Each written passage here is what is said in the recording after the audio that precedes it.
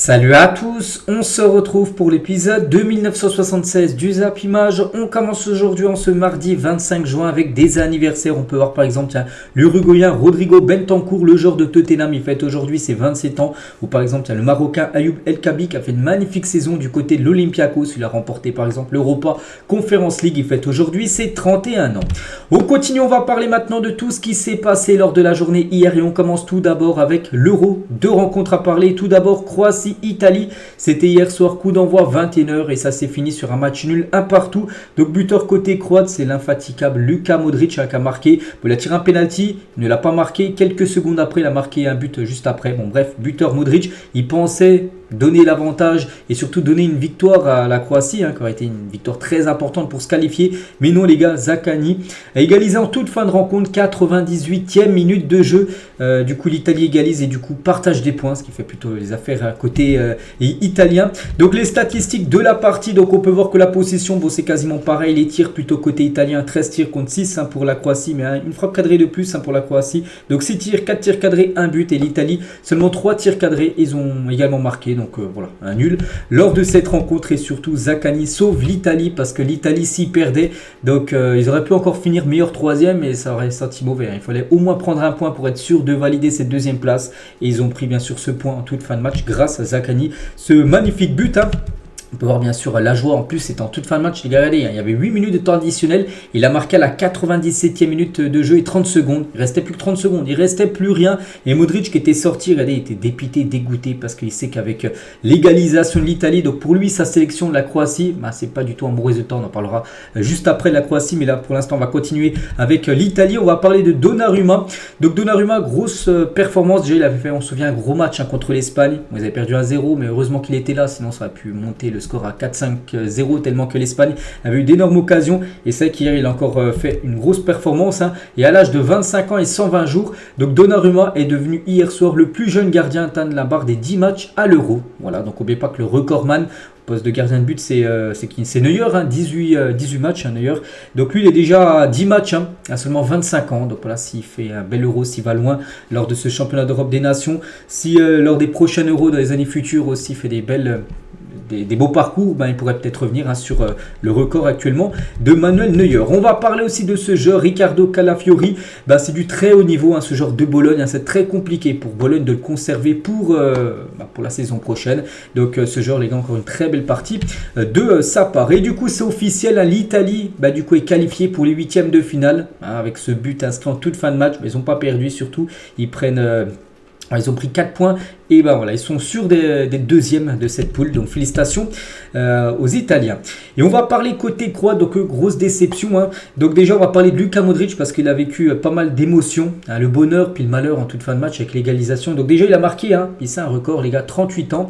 Donc auteur de l'ouverture du score lors de Croatie-Italie, Luka Modric est devenu le plus vieux buteur de l'histoire de l'Euro à 38 ans et 289 jours. C'est un record, jamais un joueur avait marqué un but à l'Euro aussi vieux. Par exemple si Cristiano Ronaldo marque bien sûr, parce que lui c'est le troisième joueur le plus vieux de l'Euro. Donc il y a Ronaldo le deuxième et Pep. Donc si Pep par exemple marque sur cet Euro, ce sera lui le plus vieux. Mais pour l'instant là on parle de tout Euro confondu, pas que sur cet Euro 2024, mais sur tous les Euros, les 17 dernières éditions, c'est lui le plus vieux buteur tout simplement de l'histoire de l'Euro. Donc il a marqué, comme j'ai dit, donc c'est un but dans le jeu parce qu'il a tiré un penalty, 53e, 44 minutes de jeu. Donc là il était dégoûté, voilà, parce que c'est surtout Donnarumma qui la sort. Et quelques minutes, c'est même pas une minute après les gars, c'est quelques secondes après, je sais pas il y a eu combien, 33 secondes, voilà exactement.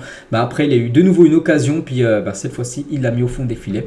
Luka Modric, donc voilà, là c'était la joie, on peut le voir, tout content bien sûr Luka Modric, puis après la déception.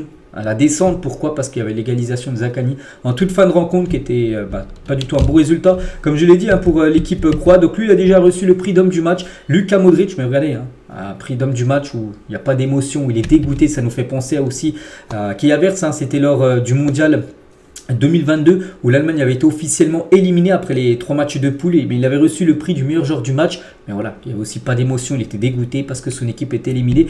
Donc concernant la Croatie, ils sont toujours pas officiellement éliminés, mais ça sent mauvais, je vais vous montrer ça juste après. Donc voilà, Modric, c'est déçu, c'était peut-être son dernier match les gars, hier soir avec la sélection croate lors d'un Euro. Parce que bon, je pense qu'il va aller jusqu'à la prochaine Coupe du Monde, mais après je pense que ça sera compliqué de le voir en 2028, oui c'est ça, 2028, dans 4 ans, lors du prochain championnat championnat d'Europe des Nations. Et c'est vrai que cette équipe croate a beaucoup déçu, hein. Donc a été battue 3-0 par l'Espagne lors de leur premier match, hein. Donc égalisation concédée à la 95e minute contre l'Albanie. N'oubliez pas, hein, ils menaient 2-1 contre l'Albanie, 95e, ils se font égaliser. Et hier, ils se sont égalisés à la 98e minute de jeu. Donc voilà, ces deux matchs, ils n'auraient pas craqué. Ils auraient pris 6 points. Et 6 points, tu aurais fini derrière l'Espagne, tu aurais été deuxième, mais tu aurais été qualifié directement pour les huitièmes de finale. Donc ils ont très mal fini les matchs, hein, cette sélection croate. Et du coup, c'est pour ça qu'actuellement, ils sont troisième, mais en très mauvaise posture. On parlera tout à l'heure, hein, bien sûr, de leur classement. Vous allez voir, c'est un peu compliqué pour eux. On va juste parler aussi rapidement de l'autre match, hein, entre l'Albanie et l'Espagne. Et l'Espagne, voilà, 3-3. Une victoire 1-0, donc Ferran Torres, l'unique buteur du match, donc il a beaucoup fait tourner, hein, de la Pena, donc le coach, hein, le sélectionneur de cette équipe, parce que l'Espagne, même s'ils perdaient, mais peu importe le résultat, ils étaient sûrs de finir à la première position. Bon, ils ont gagné, donc ils confortent leur première position. Donc 17 tirs, 3 tirs cadrés, même l'Albanie a eu plus de tirs cadrés, hein, 4 tirs pour cadrés, hein, je vous parle pour l'Albanie, et 3 pour l'Espagne, mais c'est l'Espagne qui a été plus efficace, et 3/3, c'est simple, 3 matchs, 3 victoires. Ils ont posé un 3-0 à la Croatie, 1-0 à l'Italie, 1-0 à l'Albanie. C'est pour moi l'équipe qui m'a le plus impressionné sur toutes les équipes là qu'on joue. Les matchs de poule, sur les deux matchs, parce qu'il y en a encore qui n'ont pas joué leurs 3 matchs, hein. Mais c'est vrai que l'Espagne, les gars, était impressionnant que la Croatie avait fait un énorme match contre l'Italie. Bon, hier j'ai plutôt regardé Croatie-Italie, mais bon, voilà, je pense que ça a dû le faire, hein, vu qu'ils ont gagné. Donc voilà, une très belle équipe l'Espagne. C'est vrai qu'on les mettait, au début de l'Euro, on les mettait plutôt en outsider, parce qu'on mettait plutôt la France, l'Angleterre, Portugal vraiment dans les favoris. Voilà, peut-être là avec les matchs de l'Euro, peut-être maintenant on peut peut-être les basculer maintenant dans le panier des favoris, hein, parce que c'est vrai que ce qu'ils ont montré là lors des matchs de poule, hein, c'est quand même très costaud. Cette équipe espagnole, on va parler de l'unique buteur du match à la 13e minute de jeu. C'est le joueur Ferran Torres. On le savait, il avait commencé titulaire, il n'avait pas joué, hein, lors des deux premiers matchs. Bon, peut-être qu'il était rentré en cours de jeu, mais il n'avait pas commencé titulaire, hein, parce que c'était Nico Williams, c'était Morata et Lamine Yamal, la triplette offensive titulaire, hein, du côté de l'Espagne. Donc là, il a joué directement titulaire, il a été buteur. Donc félicitations à lui. Voilà, quelques célébrations, grosses célébrations, hein, de sa part, hein, voilà, pour Ferran Torres. Hein. Et il a reçu le prix d'homme du match, hein. C'est l'unique buteur de la rencontre, donc c'est lui qui a remporté ce prix. Mais là, on peut voir l'émotion, hein, le sourire bien sûr, parce que voilà, déjà il a marqué, son équipe s'est imposée et son équipe est bien sûr qualifiée pour les huitièmes de finale. Et c'est un joueur du Barça. Et regardez les clubs dont les joueurs ont inscrit le plus de buts à l'Euro, donc sur tous les euros confondus, hein, bien sûr. Donc avec nouveau but là du Barça, donc 28 buts, hein, en tant que joueur du Barça, hein, qui marque un but à l'Euro. Donc le Bayern 35, la Juventus 39, et ex aequo avec le Real Madrid aussi. Les joueurs du Real Madrid ont inscrit 39 buts, hein, dont un hier bien sûr, avec celui inscrit par Luka Modric. La France et l'Espagne, surtout l'Espagne, on peut rajouter aussi la France, hein, dans le même panier, sont les deux seules équipes à ne pas avoir encaissé le moindre but dans cet exercice. Mais l'Espagne a joué un match de plus, ils ont joué leurs 3 matchs. Donc la France, en espérant que ce soir, tout à l'heure à 18h, ça le fasse aussi, qui ne prennent pas de but. C'est vrai que c'est les deux équipes pour l'instant qui n'ont pas pris de but, hein, tout simplement. Donc voilà, des grosses défenses. Et côté albanais, donc l'Albanie éliminée, hein, voilà, ils ont perdu hier, donc a été éliminé 2-7 euros. Bon, après c'était dans le groupe très compliqué avec l'Italie, l'Espagne et la Croatie. Donc trois équipes qui peuvent remporter quand même la compète. Donc ça a été très compliqué pour eux, hein, la preuve. Voilà, 2 défaites et un match nul contre la Croatie. Les Albanais auront été loin d'être ridicules dans ce groupe de la mort pour autant. C'est vrai, hein, je me souviens, contre l'Italie, mené 1-0, ils se sont fait revenir. Bon, contre l'Espagne, j'ai pas vu le match hier, mais contre la Croatie, ils égalisent en toute fin de match. Je sais pas, hein, c'est sur des détails, mais voilà, ça a été trop compliqué pour l'Albanie, hein. Donc voilà, maintenant pour les joueurs de cette équipe, hein, c'est vacances. Du coup, le classement final de ce groupe B, donc l'Espagne, hein, bien sûr, 9 points sur 9, hein, donc gros carton pour l'Espagne. Donc l'Italie, du coup, finit à la 2e position. Hein, la Croatie aurait gagné, la Croatie aurait eu 4 points, et la Croatie aurait été 2e. L'Italie aurait fini 3e avec 3 points. Mais là, du coup, c'est l'Italie et l'Espagne. Hein, c'était ce que j'avais prédit, moi. Hein. Voilà, c'est pas parce que là, le classement final, c'est ce que j'avais prédit. J'avais vu ces deux équipes-là finir aux 2 premières positions. Et c'est bien ça. Donc la Croatie, donc maintenant 3e avec 2 points. Et là, ça sent pas bon. Là, c'est ce qui ne sent pas bon du tout pour les Croates, parce que sur les 6 poules, hein, donc il y aura 4 équipes en tant que meilleur 3e qui pourront accéder, mais c'est par rapport au meilleur 3e. Il faut avoir le maximum de points. Là, avec 2 points, et là, regardez, là, pour l'instant, c'est les 6 équipes les mieux classées, on va dire, les 6 équipes 3e. Et pour l'instant, la Croatie serait dans le rouge, hein, donc avec 2 points. Hein, comme je dis, si tu as 4 points en tant que 3e, tu es quasiment qualifié. 3 points, ça sent bon, après c'est au goal average. Mais la Croatie, les gars, c'est seulement 2 points et moins 3 en différence de but. Officiellement, c'est pas encore fini pour la Croatie, parce que peuvent encore, bien sûr, finir dans le top 4, là. Mais il va falloir par exemple que la Slovénie, la Slovénie qui a 2 points, parce que là ils peuvent plus revenir sur la Hongrie, Slovaquie et Autriche, ils ont un point de plus. Ils ont 3 points alors que la Croatie a 2 points. Il faudrait que la Slovénie qui joue contre l'Angleterre aujourd'hui perde un gros résultat. En gros que les Anglais gagnent un gros résultat contre la Slovénie. Du coup la Slovénie peut-être finirait là. Et la Croatie pourrait peut-être accrocher cette place-là. Mais ça se peut après que ça soit notre troisième. Donc voilà, ça sent très mauvais. Regardez les cas de figure. Tout cela doit se réaliser pour que la Croatie dispute les huitièmes de finale en tant que troisième. Donc déjà que l'Angleterre batte la Slovénie par 3 buts d'écart pour combler le -3, on peut dire, de la Croatie en différence de buts par rapport à la Slovénie, qui a 0 et 800 -3. Que le Danemark bat la Serbie, que le Portugal bat la Géorgie et que la Turquie bat la République tchèque. Il faut que tout ça, s'il y a un truc qui passe pas, c'est fini. Ouais, ça se peut, parce que dans le foot, on sait que des fois il y a des trucs de fou. Mais c'est très compliqué pour la Croatie, les gars. Il y a peut-être, je sais pas, peut-être 3% de chances que ça se réalise. Donc il y a des chances que la Croatie soit éliminée.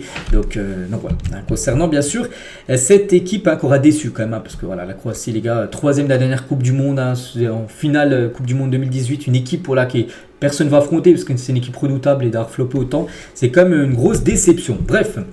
Officiel, on connaît du coup la première affiche des huitièmes de finale de l'Euro, ça y est. Donc ça sera l'équipe suisse contre l'équipe de l'Italie. Voilà, donc ça sera samedi qui arrive à 18h, Suisse-Italie. Deux pays voisins, bien sûr, ils se touchent ces deux pays-là. Donc voilà, première affiche officielle qu'on connaît. Regardez ce tableau, les gars. Du coup, l'Italie, eux, avec leur deuxième place, a été mise sur le côté droit. Voilà, donc le côté droit. Donc il y aura un Italie-Suisse. Donc n'oubliez pas que l'équipe de France, les gars, donc si l'équipe de France finit deuxième, elle sera dans la partie gauche. Elle serait ici, en gros, la France, soit là ou là. Donc c'est-à-dire potentiellement la France pourra affronter peut-être le Portugal en quart, peut-être l'Espagne, voilà, si tu vas loin, bien sûr. Et si la France finit première, elle sera dans l'autre partie, dans la partie où il y a l'Italie, Suisse, tout ça. Il vaut mieux finir premier, bien sûr, côté équipe de France, que pour moi, la partie là est quand même très costaud. Donc voilà ce tableau qui commence à se remplir aujourd'hui. Aujourd'hui, il y aura encore plus d'équipes qui connaîtra leur classement final. Et avec les matchs d'hier, on connaît des équipes où c'est officiel, elles sont sûres d'être qualifiées, comme l'Angleterre. L'Angleterre, c'est officiel depuis hier. Voilà, l'Angleterre est qualifiée pour les huitièmes de finale. Au pire, ils finiront meilleur troisième, même s'ils perdent ce soir tout ça. Ils finiront au pire meilleur troisième, donc ils seront officiellement qualifiés, parce qu'ils ont 4 points au moins l'Angleterre. Donc voilà. Les Pays-Bas, pareil, les Pays-Bas, ils sont sûrs d'être qualifiés officiellement. Et l'équipe de France également, sûre d'être qualifiée. Ça y est, la France a obtenu son billet pour les huitièmes de finale. Parce que même s'ils perdent, ils ont 4 points. Donc au pire, ils finiront troisième. Si tu finis troisième, regardez, la Croatie, ils ont 2 points. Donc voilà, tu seras parmi les meilleurs troisièmes. Donc voilà, la France est sûre d'être dans les matchs élimination directe. Et la France est la première, écoutez bien, la France est la première nation de l'histoire à se qualifier en huitième sans qu'un seul de ses joueurs n'ait marqué. Ça, c'est une stat complètement folle. Donc c'est vrai qu'il y a eu une victoire 1-0 et un match 0-0 et le but marqué par l'équipe de France, un but contre son camp. Avec l'équipe de France, les gars, pour l'instant, il n'y a pas eu un seul but inscrit par des joueurs de l'équipe de France. Et c'était jamais arrivé dans l'histoire de l'Euro. Ça, c'est un peu une stat très moyenne quand même pour les Bleus. Donc la France, bref, a obtenu comme son ticket. Et la France atteint la phase d'élimination directe à l'Euro pour la 4e édition consécutive. 2012, qualifié pour au moins le 8e. Paris en 2016, 2020, 2024. C'est la meilleure série de son histoire dans la compétition. Parce qu'en 2008, par exemple, l'équipe de France avait échoué dès les phases de poule. Voilà, ils n'avaient pas réussi à se qualifier pour les huitièmes. Donc là, ça fait quand même 4 euros d'affilée que la France au moins goûte au huitième de finale. Et en parlant de la France, voici les matchs du jour parce qu'aujourd'hui, gros programme. Aujourd'hui, on va connaître pas mal d'autres équipes qualifiées. On pourrait connaître aussi des affiches ce soir de 8e. Donc France-Pologne 18h et Pays-Bas-Autriche 18h. Et ce soir, Danemark-Serbie et Angleterre-Slovénie 21h. Donc voilà, la grosse journée football aujourd'hui. Donc les matchs diffusés en clair. Donc déjà, tous les matchs sont au beIN Sport. De toute façon, beIN Sport diffuse tous les matchs de l'Euro. Mais France-Pologne, ça sera sur TF1. Et ce soir, un autre match sera en clair, sera sur M6. Ça sera Angleterre-Slovénie. Voilà, donc il y aura pas mal de foot à regarder aujourd'hui. Et nous maintenant on bascule sur bien sûr l'équipe de France. Bon, j'en ai un petit peu parlé là rapidement parce que c'était qualifié, voilà, la première nation, tout ça, mais maintenant on bascule sur le match bien sûr contre la Pologne. Donc voilà, au Signal Iduna Park, ça sera dans le stade du Borussia Dortmund, cette rencontre TF1 et beIN Sport, la rencontre 18h. Et la une du journal L'équipe aujourd'hui, chassé croisé pour une pole position pour finir premier, parce que c'est ça bien sûr, il y a beaucoup d'enjeux ce soir, parce qu'il y a bien sûr il y a la qualif.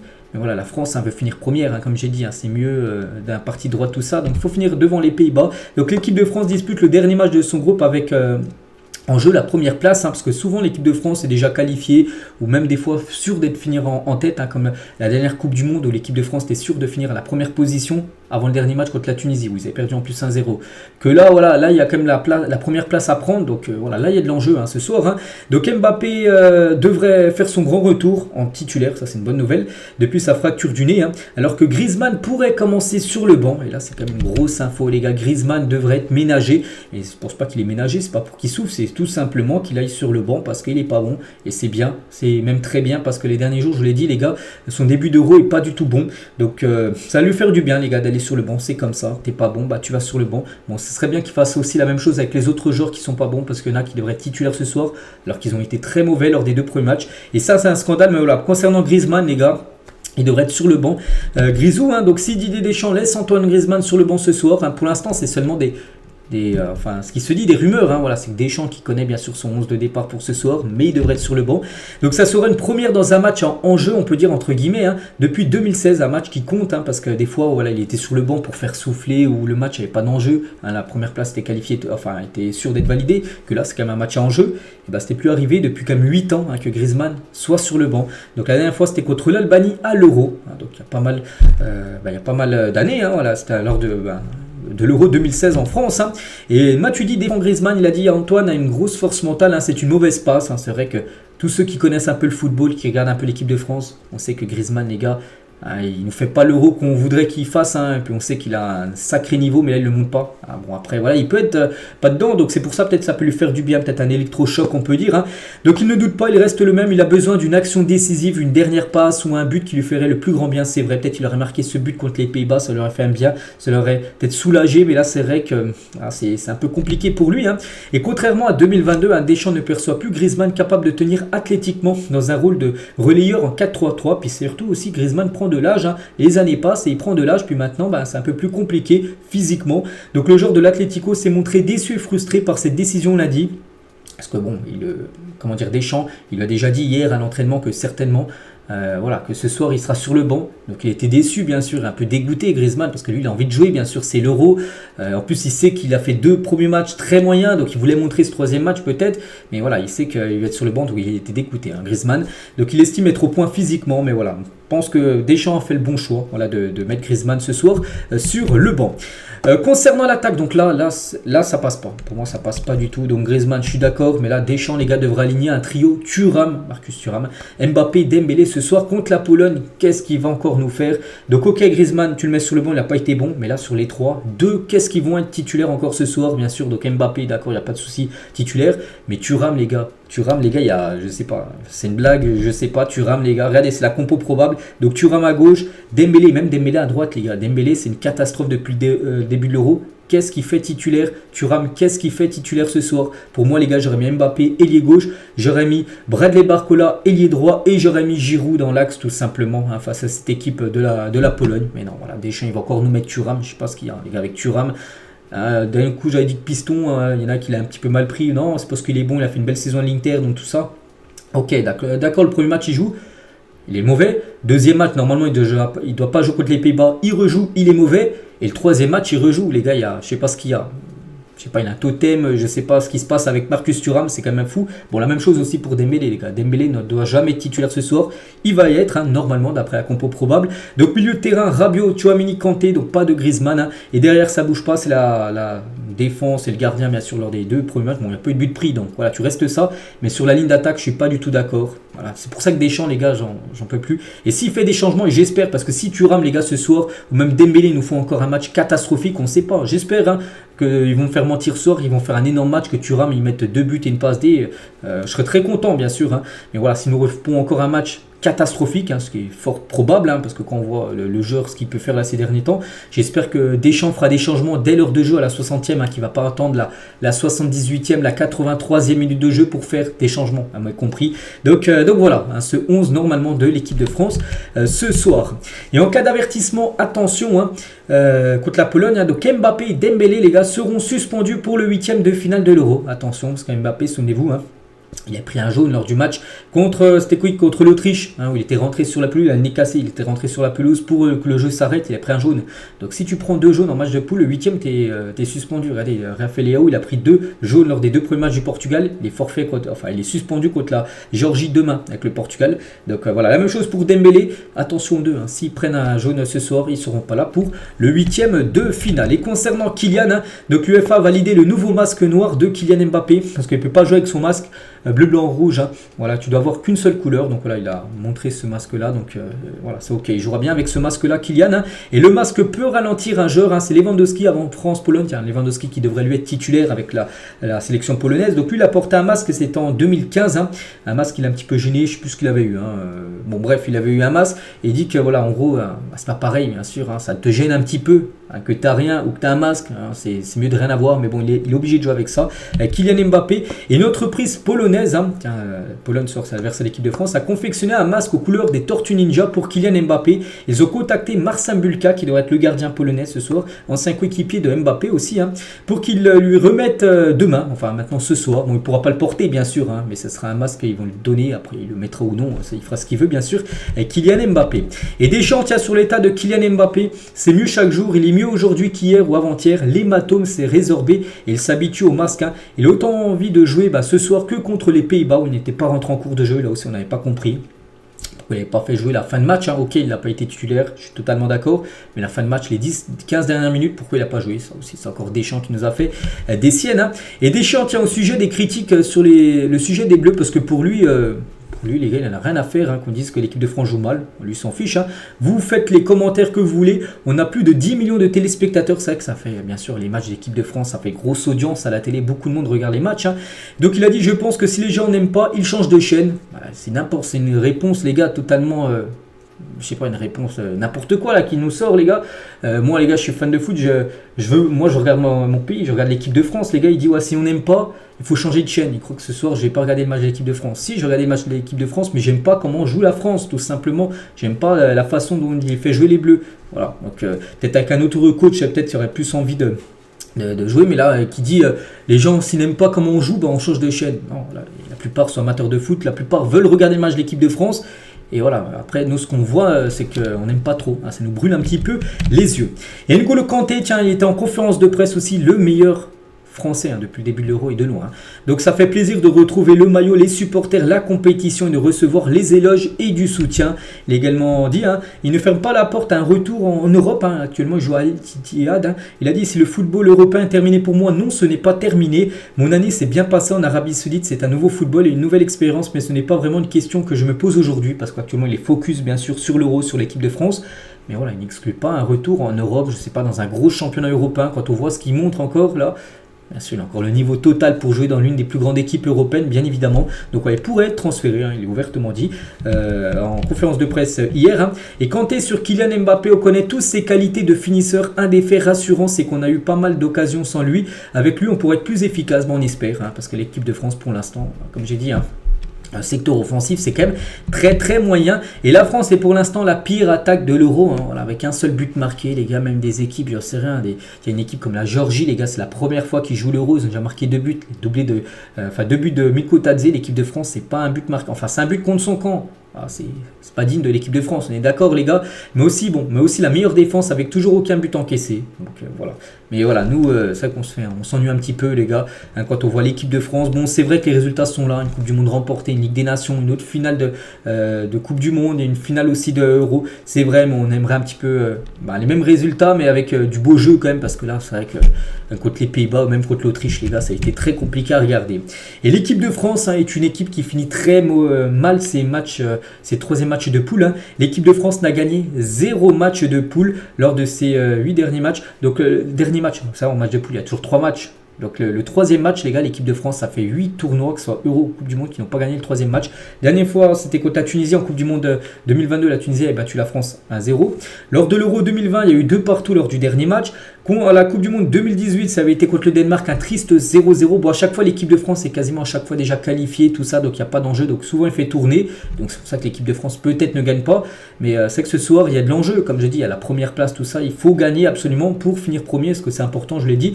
Donc en espérant que ce soir, cette série-là de 8 tournois majeurs avec le troisième match de poule qui n'est pas gagné, soit enfin gagné, parce que là on peut voir comme des équipes à la portée de l'équipe de France. Ce soir c'est la Pologne, les gars, une équipe à la portée des Bleus. Je me souviens, il y a eu France-Pologne, c'était à la Coupe du Monde 2022, il y avait eu un 3-0 pour les Bleus. On espère ce soir le même résultat, bien sûr. Et n'oubliez pas que si les Pays-Bas, ça dépend aussi du résultat par rapport aux Pays-Bas pour finir devant, parce que les Pays-Bas peuvent gagner, la France peut gagner, mais il faut marquer plus de buts que les Pays-Bas, qui ont un but de plus que nous, parce qu'ils ils ont marqué un but de plus en gros que nous dans ce tournoi de l'Euro pour l'instant. Et ce France-Pologne, les gars, aussi une petite info, si la France finit première de son groupe, donc potentiellement l'adversaire sera... Je ai déjà parlé hier, mais peut-être non, il y en a qui n'ont pas vu l'épisode hier. Donc ce sera le deuxième du groupe F. Donc c'est dans le groupe du Portugal. Donc le Portugal sûr de finir en première position. Donc déjà ce ne sera pas le Portugal, tant mieux. Donc si la France finit première, donc ce sera soit la Turquie, République tchèque ou la Géorgie. L'équipe qui finira deuxième du groupe. Donc ce groupe-là, ce sera demain que sera défini. Et en cas de deuxième place, ce qui est possible ce soir, donc l'équipe de France affrontera le deuxième de ce groupe, la Roumanie, la Belgique, Slovaquie ou Ukraine. Toutes les équipes sont à 3 points. Donc là, tout peut arriver. Donc et si l'équipe de France finit troisième, donc la France affrontera une grosse équipe. Ça peut être l'Espagne, ça peut être l'Allemagne, tout ça. Donc voilà, il faut finir premier. Voilà, tout simplement. Plus c'est dans la partie droite. Si tu finis deuxième, tu es dans la partie de gauche. Comme je dis, après, potentiellement un Portugal en quart de finale. Donc voilà, bien sûr, peut-être il y en a qui vont dire oui, c'est l'Euro pour aller le plus loin possible. Il faut battre les meilleurs, c'est vrai. Mais voilà, si tu peux choisir, autant aller dans la partie droite du tableau. Crack parisien, c'est Warren Zermri et Bradley Barcola qu'on n'a toujours pas vu jouer les deux. J'espère, Zermri, on ne pense pas qu'il va jouer ce soir, mais Barcola, j'espère que ce soir, vraiment, il va le faire jouer à chaque fois Deschamps. Oui, j'hésite à le mettre tout simplement, tout ça. Non, ce soir, il devrait être remplaçant parce que je vais montrer la compo probable et j'espère qu'il fera rentrer en cours de jeu, peu importe le résultat. Officiel, rien à voir avec l'Euro, mais voici le calendrier de l'équipe de France en Ligue des Nations. Est-ce qu'on peut voir les dates, tout ça? N'oubliez pas que la France, Ligue des Nations, aura l'Italie, la Belgique et Israël. Et déjà les deux premiers matchs, elle sera déjà 2 gros matchs à domicile. L'Italie, France-Italie le 6 septembre prochain à Paris. Et France-Belgique 3 jours après à Lyon. Puis après, ce sera un déplacement à Israël. Donc ça se jouera pas en Israël, ça se jouera à Budapest. Puis après, il y aura les matchs retour en Belgique, en France, le match retour au Stade de France. Puis après, à Cagliari, le dernier match de l'Italie. Donc ce sera la Ligue des Nations. Donc voilà le programme complet, date et lieu où vont se dérouler ces rencontres. Donc il n'y a pas que la France qui joue ce soir, il y a aussi l'Angleterre. L'Angleterre qui peut valider sa première place. N'oubliez pas que si l'Angleterre va finir premier, parce que s'ils finissent deuxième sur l'Angleterre, ils pourraient jouer contre l'Allemagne.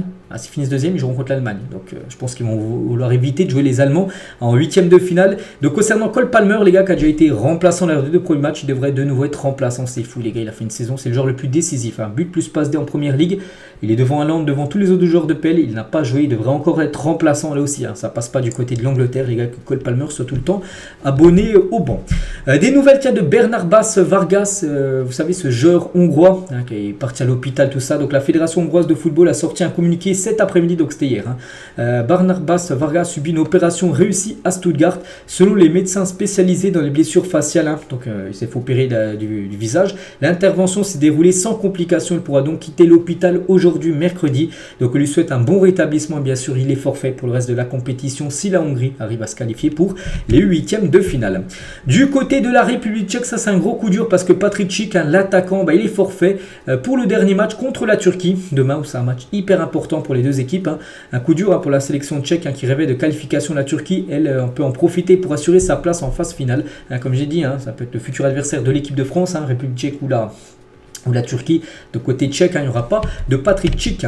Steve Clarke, le sélectionneur de l'Écosse, fustige l'arbitrage lors du match contre la Hongrie. Il a dit le tournant du match, c'est l'incident du pénalty. Si nous avions obtenu ce pénalty, tout aurait pu changer. Je ne comprends pas pourquoi un arbitre argentin est ici et nous en Europe. C'est vrai que c'est un arbitre argentin qui a arbitré ce match entre la Hongrie et c'était l'Écosse. Voilà. Parce que c'est comme l'Euro, normalement c'est les arbitres européens, tout ça qui arbitrent. Donc voilà, il désigne un petit peu tout le monde. Le sélectionneur écossais, l'Écosse est officiellement éliminé. Le père de Leandro Trossard tape sur Domenico Tedesco, qui est le coach et sélectionneur de la Belgique. Il a dit Leandro est critiqué, mais il a été déplacé d'un poste à un autre. Je ne pense pas que Tedesco soit un bon entraîneur pour la Belgique. Voilà, c'est le père de Leandro Trossard qui a dit ça, même s'il n'a pas l'entêtement de Roberto Martinez, aussi l'ancien coach, qui est aussi un peu têtu. Donc voilà ce qu'il a pu dire.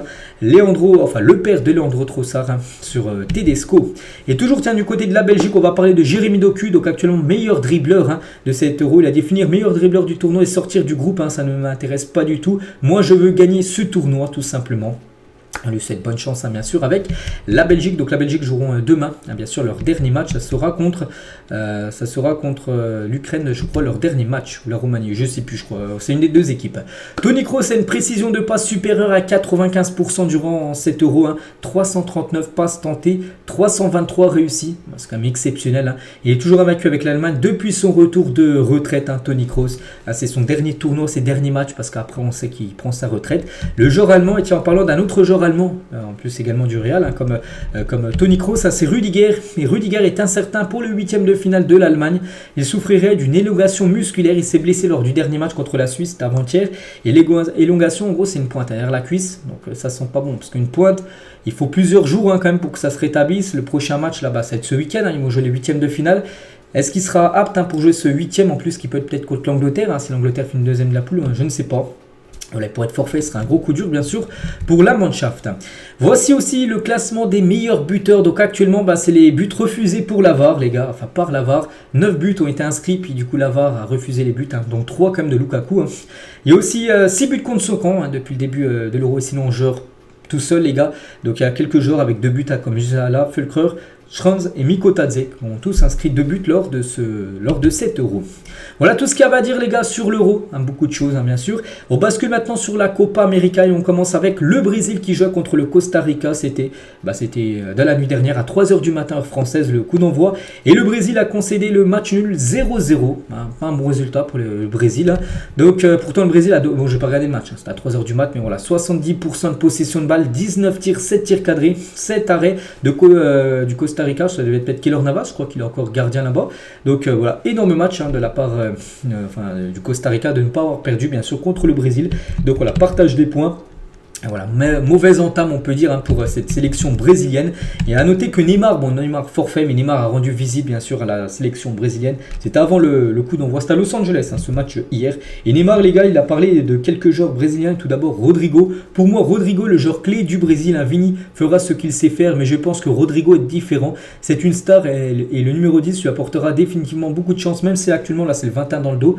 Là, Rodrigo, qui a joué hier, il avait le numéro 10 dans le dos. Parce que Neymar ne joue pas, donc il n'a pas le 10. Il a laissé bien sûr à Rodrigo. Donc voilà, concernant Rodrigo et concernant Vini, donc Neymar, il a dit Neymar sur le joueur le plus moche avec lequel il est joué. Et il a dit j'ai côtoyé beaucoup de joueurs pas très beaux, avec tout le respect, mais je choisirais Vini. Désolé, je t'aime, mais c'est tellement drôle. Moche, mais t'es drôle. Voilà. Pour lui, il est moche. Bon, c'est Neymar qui a dit ça, les gars, dans une interview.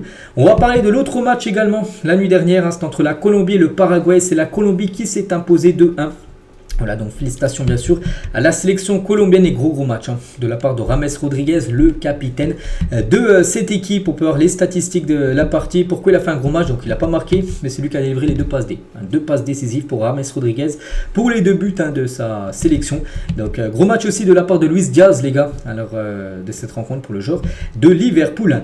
Et la Colombie, les gars, le Paraguay prolonge son invincibilité à 24 matchs. Ça fait quand même 24 matchs qu'ils n'ont pas perdu la Colombie. Donc on verra s'ils arriveront à remporter bien sûr cette Copa América. Du côté de l'Argentine, donc là déjà tous les matchs ont été joués pour cette première journée. Donc là on bascule sur les deuxièmes matchs. Donc l'Argentine jouera la nuit prochaine. Les supporters argentins scandent Maradona est plus grand que Pelé devant le magasin Pelé Soccer à Times Square, donc du côté de New York, parce que le prochain match là, de l'Argentine c'est la nuit prochaine. Je sais plus c'est contre qui, mais ça sera New York le match. Et il y a un magasin en gros, le Pelé Soccer, parce qu'oubliez pas que Pelé, légende bien sûr du football, avait joué du côté de New York quand il était en fin de carrière on peut dire, et voilà, les supporters argentins ont chanté ça devant, en groupe Maradona est plus grand que Pelé, deux très grands footballeurs bien sûr qui nous ont quittés depuis. Donc voilà, les supporters argentins bien sûr qui envahissent la ville de New York avant leur match la nuit prochaine. Voilà ce qu'il y a à dire sur la Copa América et sur l'Euro. On continue avec les autres infos. Tiens, on va parler d'Hervé Renard, le sélectionneur de l'équipe de France féminine, et il confirme son départ de l'équipe de France féminine après les JO de Paris. Il a dit la fierté d'avoir porté cet uniforme de l'équipe de France est terminée sur une très bonne note. Il reste une marche à gravir, mais je suis sûr que l'équipe de France décrochera un titre à court ou à moyen terme, en espérant que ce soit le plus rapidement possible, parce que l'équipe de France féminine n'a jamais remporté le moindre trophée. N'importe quelle compétition, ce serait bien qu'elle remporte les Jeux Olympiques, en plus c'est en France. Une fois le dernier match accompli de ces JO, parfois il y a de grandes joies, mais tout le monde part un peu chacun de son côté. J'ai l'habitude, ça sera ma 11e compétition internationale. Ça ne sera pas sans un brin d'émotion. Donc voilà ce qu'il a pu dire en gros. Voilà, il finit là avec l'équipe de France féminine, puis après il prendra une autre aventure. Et le Nigeria, les gars, s'est positionné sur Hervé Renard. L'entraîneur vainqueur de 2 CAN avait exprimé son souhait de revenir en Afrique pour relever un nouveau défi. Pourquoi pas du côté du Nigeria. On revient 4 ans jour pour jour en arrière et Liverpool remportait les titres de Premier League pour la première fois depuis 1990. Donc là vous me dites mais il y a 4 ans les gars, pourquoi jour pour jour? C'était un 25 juin 2020. Pourquoi ça avait été aussi long à se dessiner ce titre de Liverpool? Parce que normalement les championnats sont finis déjà au moins depuis un mois. Parce que c'était la période Covid, les championnats avaient été arrêtés. Les championnats avaient été finis. Bon, en France ça n'avait pas été fini, mais en Premier League tout avait été fini en l'espace de 2 semaines, tous les matchs restants à cause du Covid, parce qu'on ne savait pas si ça allait reprendre ou non. Et du coup, on savait que Liverpool du coup remportait ce titre de Première Ligue. Tiens, du côté de la France, il y a des équipes qui ont déjà repris l'entraînement. Un retour du côté de Strasbourg et du côté de Monaco. Voilà, ces deux clubs sont les 2 premiers clubs de Ligue 1 qui ont repris l'entraînement. Là, ça va suivre dans les prochains jours avec des autres équipes. Mais voilà, reprise à Strasbourg et à Monaco. On va parler d'Adrien Rabiot. Et la maison de la mère d'Adrien Rabiot a été cambriolée dans les Yvelines. Donc 5 jeunes agents âgés de 17 à 20 ans ont été interpellés. 100 000 € ont été volés dans sa maison. L'adresse a circulé dans un groupe Telegram de voleurs. Voilà, donc rien à rajouter de plus les gars. Donc en grosse force bien sûr à la famille Rabiot. On va parler d'Eduardo Camavinga, va hériter du numéro 6 du côté du Real Madrid suite au départ de Nacho. Parce que Nacho là, dans 5 jours il est en fin de contrat. Beaucoup de joueurs sont en fin de contrat là, le 30 juin, là dans quelques jours. Donc Nacho il va partir du côté d'Al-Qadsiya, une équipe saoudienne. Et du coup le 6 sera libre et c'est Camavinga qui va récupérer le 6 dans le dos pour la future saison. Du côté du Real, un départ aussi, c'est Joselu les gars qui va quitter le Real Madrid. Le club merengue souhaitait pourtant lever son option d'achat. Elle a été prêtée par l'Espagnol Barcelone, qui remonte à l'Espagnol Barcelone en Liga, c'est officiel, bref. Donc il avait une option d'achat 1,5 million d'euros que le Real Madrid voulait lever, mais les arrivées de Kylian Mbappé et Henrik donnent à l'Espagnol des envies de départ. Il ne serait pas étonnant de le voir débarquer en Arabie Saoudite, donc ce serait pas en Arabie Saoudite, mais ce serait, bon pas très loin, ce serait au Qatar, parce que devrait rejoindre l'équipe de Al Kharafa. Voilà, Fabrizio Romano qui le dit. Donc voilà, Joselu les gars va quitter le Real, donc il aura marqué des buts importants et surtout on se souvient de la demi-finale retour de Ligue des Champions contre le Bayern avec son doublé express en l'espace de 3-4 minutes quand on voit le Real Madrid en finale de Champions League. Du côté du PSG, donc un transfert de Ryan Cherki au Paris Saint-Germain est difficile à imaginer à cause des relations tendues entre Faiza Lamari, donc la mère de Mbappé. Pourquoi vous dites la mère de Mbappé? Parce que la mère de Mbappé c'est l'agente de Ryan Cherki et Nasser. Donc le Borussia Dortmund est très intéressé par le Lyonnais. Donc voilà, concernant Ryan Cherki. Donc il a 1 an de la fin de son contrat. Dans 1 an et 5 jours, il a fini son contrat avec les Lions. Donc c'est pour ça qu'il pourrait partir Dortmund ou le PSG. Mais comme j'ai dit, c'est un peu compliqué avec Paris. L'Olympique Lyonnais pousse pour convaincre Yankoub Minteh de rejoindre les Guns. Donc Newcastle veut finaliser son départ cette semaine. Donc lui, c'est un joueur Newcastle prêté au Feyenoord. Il a fait une très belle saison. Et Lyon en gros pousse pour essayer de le signer là sur ce mercato. Et Lyon pousse également pour signer ce joueur canadien. Donc il s'agit du défenseur Moise Bompito. Donc une première offre a déjà été envoyée au Colorado Rapide pour le Canadien. Donc bon, je connais pas du tout le joueur les gars, mais bon, lui aussi pisté par l'Olympique Lyonnais. Transfert officiel, c'est Hervé Kofi qui quitte Charleroi et signe au Racing Club de Lens. Donc il portera le numéro 16 du côté de Lens. J'ai pas vu le prix du transfert. Donc voilà, nouvelle recrue du côté de Lens. C'est une recrue peut-être du côté du PSG. C'est Petigo les gars. Donc c'est un journaliste allemand très bien renseigné. Il y a Fabrizio Romano, il y a Foot Mercato, tout ça où c'est fiable. Lui aussi c'est très fiable. Et il dit que Kingsley Coman est ciblé par le Paris Saint-Germain. Il y a eu des discussions avec le clan du joueur. Le Bayern est ouvert à son départ.